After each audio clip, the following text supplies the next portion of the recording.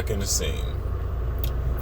Now, for the record, let's talk about these three companies. I have never worked from them. This is my opinion.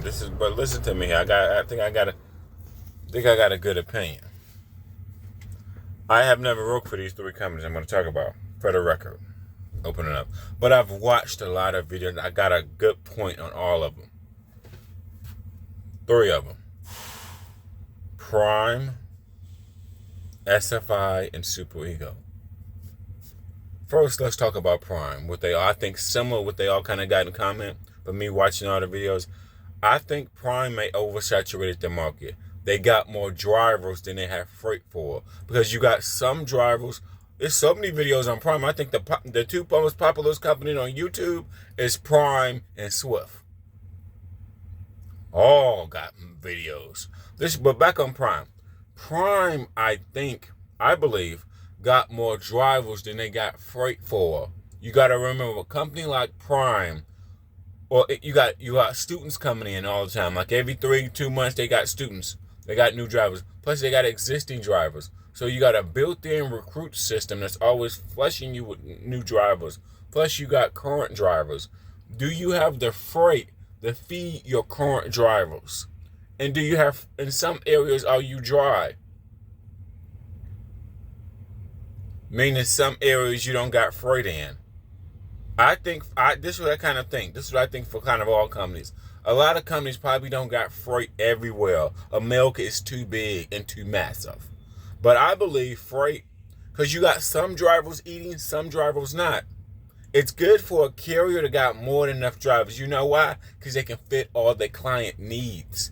I just think from personally, Prime, I just think it's not enough freight to feed all the drivers. That's what I think. At some point in time, you got to steadily bring in new business to feed everybody. A variety of business. I think they may oversaturate the market. Prime got a shitload of drivers. Every time I'm at a fucking truck stop, it's at least about 4-5. It's at least a couple Prime. That lets you know they have thousands of drivers. Thousands. That's just my opinion. I may be wrong. I may be right. I'm not a fan of leasing. As the older I get, I want drivers to work smarter. Not harder. Smarter meaning get on the LTL. Smarter meaning get to a dedicated account. And leasing in general is a lot of moving parts that you don't control.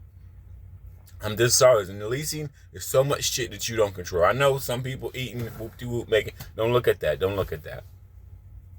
But that's what I think. And then let me go over to SFI. I watch a lot of shit on SFI. Guess what I think about SFI? I think Super Ego and SFI may be doing some of the similar things. You don't want to know why? Because guys be on the account, SFI for an example, list a few people, and the SFI shit don't be paying no money, so you don't realize that you're running in areas that Schneider don't have no loads, or the loads don't pay enough money. Wow, who do you know? What did that remind me of? That remind me of Super Ego. The thing how they get drivers is that you don't know what the loads are paying till you get behind the wheel. Same thing with Super Ego. Same thing with Schneider SFI. Then I gotta think of this guy's name. I gotta think of this guy's name.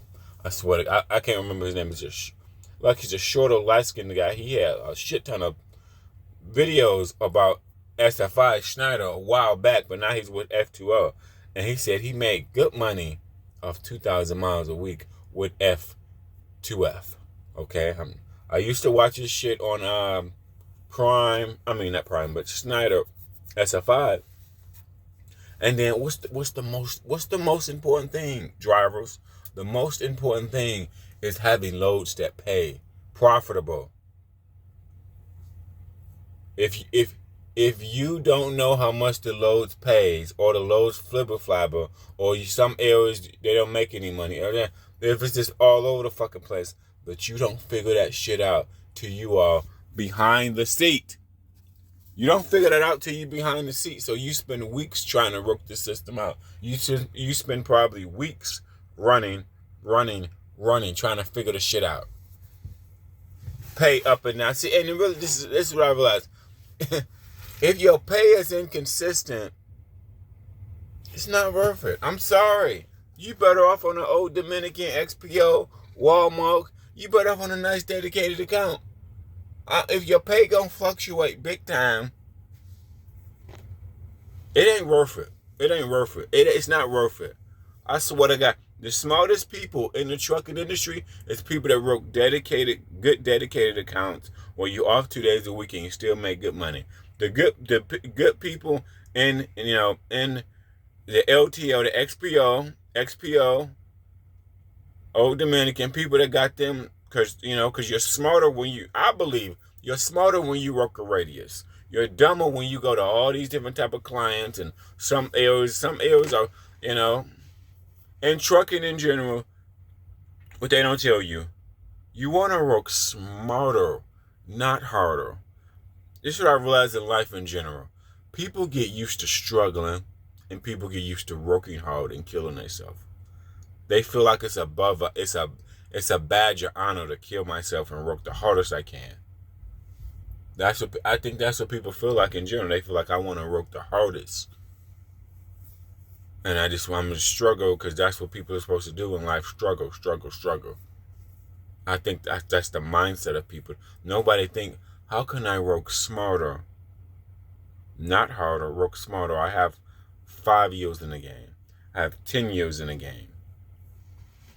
A 10-year driver should not want to do OTR. You don't see what I see? A 10-year driver should not want to do OTR. OTR is a shitty lifestyle. You're just going for weeks at a time. You can't see your wife. You can't see your kids. You can't just have a fucking normal life, bro. Even if you don't got a wife. Even if you don't got a fucking kid. I'm just saying in general, having a fucking life at all. OTO, you're going weeks at a time, dealing with all these variety of problems. Out here waiting at docks. That ain't the life. It ain't the life at all. It's not. Waiting at docks, then a bunch of random shit, steadily going to new customers, and new customers are here waiting there. That ain't the life.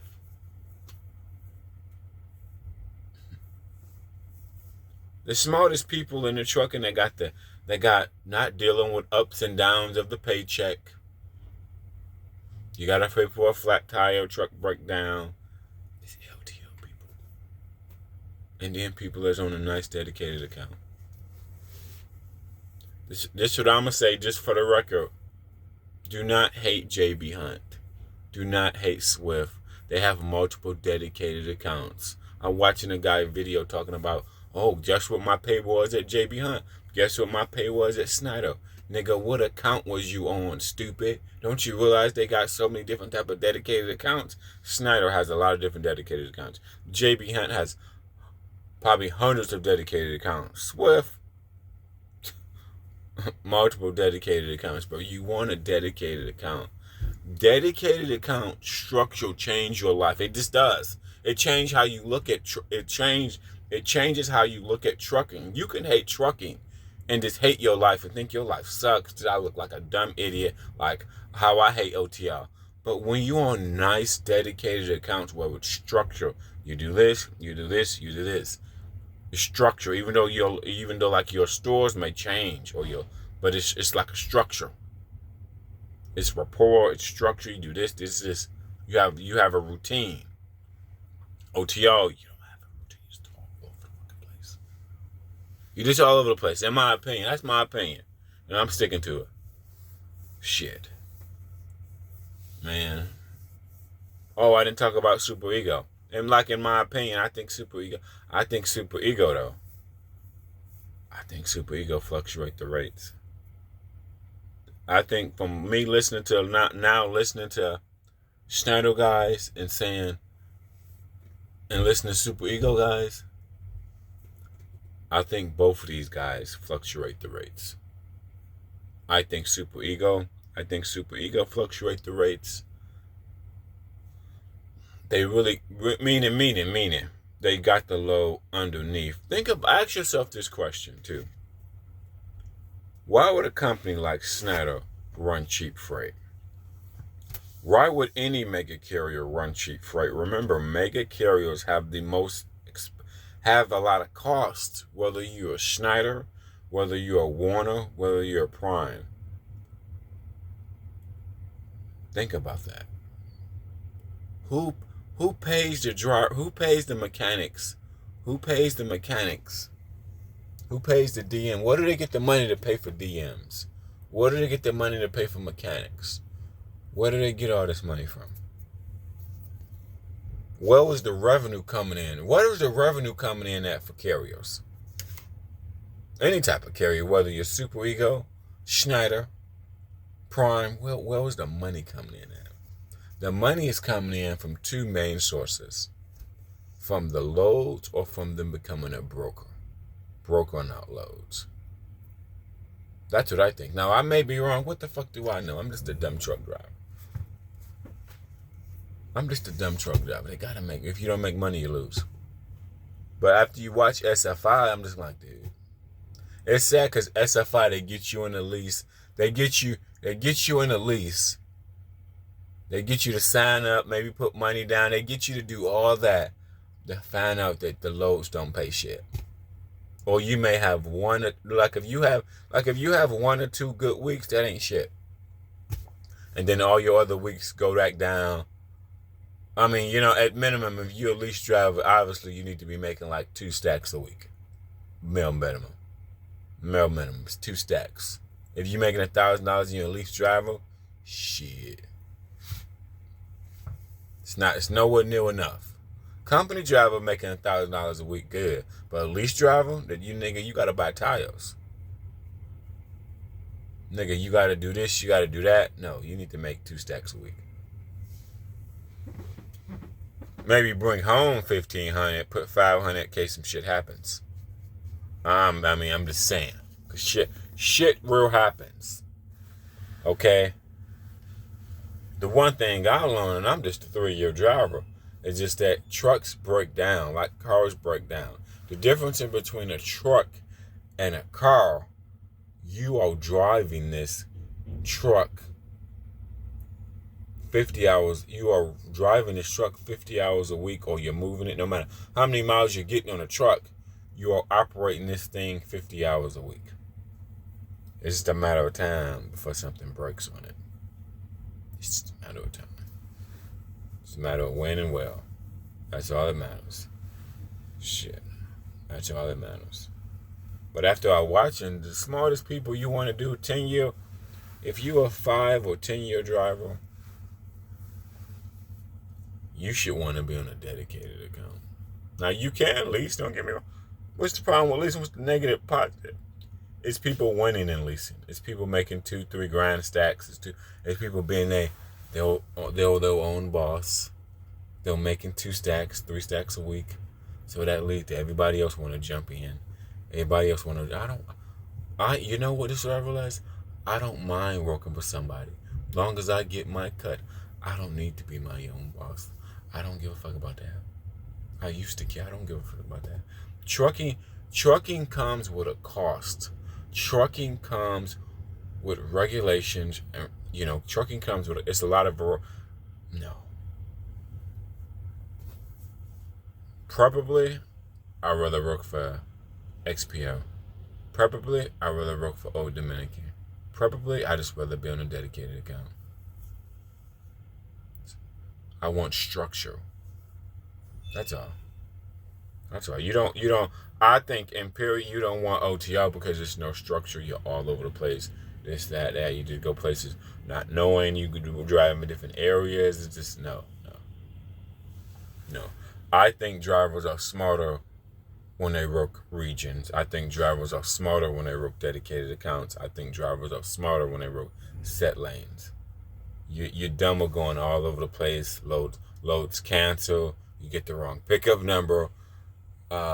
You be in a very, very tight area that you're not familiar with. You make the wrong turn. You get into an accident by mistake. the risk is you got to proceed with caution with OTO because you may go somewhere you're not familiar with. You may get your truck stuck and you got to back out. I mean, but think about that. Think about the internet has made us smarter. You can see everybody that talks about Prime. You can see everybody that talks about SFI and Snyder. And then you can see everybody that talks about Super Ego. In my opinion, when you go to Super Ego, you don't have that many choices. I'm not knocking drivers. I'm just saying, why the fuck? See, after 10 years, you realize the bad thing about trucking, you get into an accident, won't nobody hire you. You get tickets, a lot of people won't hire you. You get, you work for a lot of companies like me. Your choices are small. So your record matter more than your years. That's what nobody tells you. Yes, that's what I figured out. Your record matters more than your years, because your 10-year career don't mean shit if the record's fucked up. Tickets, accidents, now motherfuckers ain't gonna hire you. In my opinion. And then 10 years really don't matter. This matters like the last 3 years or 2, I believe. You want dedicated. You want dedicated. Don't hate JB Hunt. Don't hate JB Hunt, bro. I'm sorry. Don't hate Swift. You ain't on the right account. I swear to God. Like I didn't realize what I fucked up. Why I quit Target. It was drop and hook. It was structure. It was routine. Drop and hook, structure, routine, rapport. Okay? And the pay was alright. The pay was good. That's what I learned. But that's my take. That's what I feel as though. Prime, overly saturated. And I really think Snyder, SFI, and Super Ego are doing the same thing. They playing with the rates. Then I heard Snyder got like 2 load boards for the lease drivers. They running game. They running game like Super Ego running game. But I may be wrong. I don't think I'm wrong. I don't think I'm wrong. Remember Prime is always hiring drivers. Well, I mean, they're not always. They got students, so people coming out of school. They got Think about when you're leasing, you don't control shit. If they want to tell you the load pay $2 a mile, that's what they tell you. The load could be paying $3 a mile, $4 a mile. You won't know it. They will know it. But,